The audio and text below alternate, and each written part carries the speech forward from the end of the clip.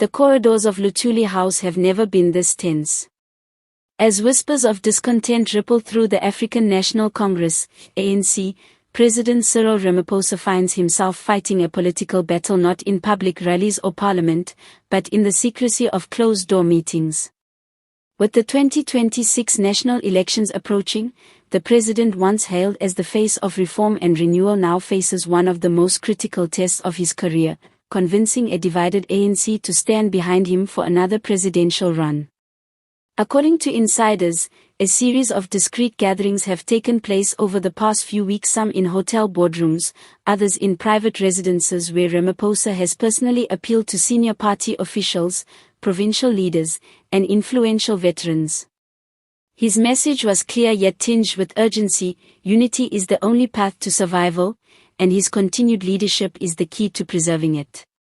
But as attendees later revealed, the tone of these meetings was not one of command, it was one of persuasion, even desperation.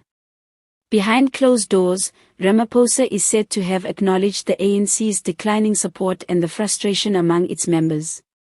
He admitted that mistakes had been made and promised to reignite the renewal agenda that once energized his presidency. But his words were met with silence from some and skepticism from others. For many within the party, the trust that once surrounded Ramaphosa has thinned. Economic stagnation, persistent corruption allegations, and the never-ending energy crisis have left members questioning whether he still has the power to inspire confidence both within the ANC and among South African voters. Sources close to the negotiations describe a deeply divided atmosphere. One faction, loyal to Ramaphosa, argues that despite public criticism, he remains the ANC's best hope for stability and continuity. They emphasize his international credibility, his calm demeanor, and his ability to maintain investor confidence. The opposing faction, however, believes that the president has failed to deliver on his promises of reform and accountability. These critics argue that a fresh face, someone untainted by years of economic and political disappointments, is the only way to revive the ANC's fading image before the next elections. In one particularly tense meeting, a senior provincial leader reportedly challenged Ramaphosa directly, asking whether he still believed he could unite the party after years of internal fractures. Ramaphosa's response was measured but revealing. "We can only rebuild the ANC if we rebuild trust," he reportedly said. "And that begins with faith in the movement, and in leadership that does not give up." His words drew nods from some, but not all. For every voice pledging loyalty, another remained silent, calculating what the next chapter of the ANC might look like without him at the helm.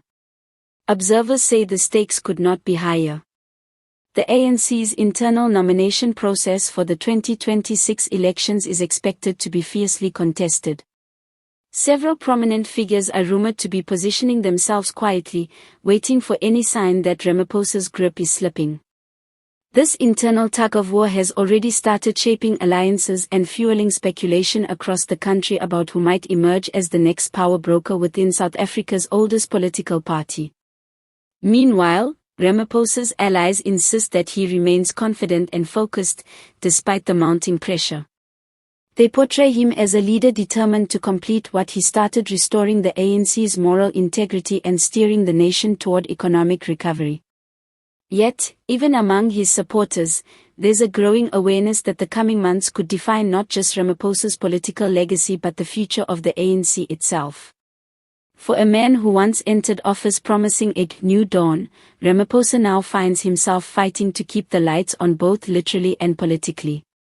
His behind-the-scenes efforts to secure backing reveal a president aware of the shifting tides, one who understands that loyalty within the ANC is no longer guaranteed. As 2026 draws near, what happens behind those closed doors will determine more than just a candidacy. It could decide whether the ANC remains united or fractures under the weight of its own ambitions.